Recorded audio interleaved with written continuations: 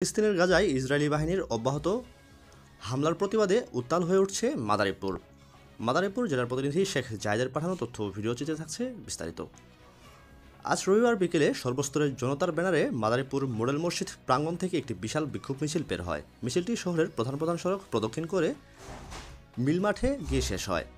অন্যদিকে শিবচর কেন্দ্রীয় জামে মসজিদ থেকে বিক্ষোভ মিছিল বের হয়ে পৌরবাজারের বিভিন্ন সড়ক প্রদক্ষিণ শেষে ৭১ চত্বরে গিয়ে শেষ হয়।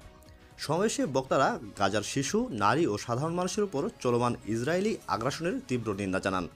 তারা অবিলম্বে জাতিসংঘের কাছে ইসরায়েলের বিচারের দাবি জানান এবং ইসরায়েলি পণ্য বর্জনের আহ্বান জানান। বিক্ষোভ মিছিলে বিভিন্ন শ্রেণী পেশার শত শত মানুষ অংশগ্রহণ করেন।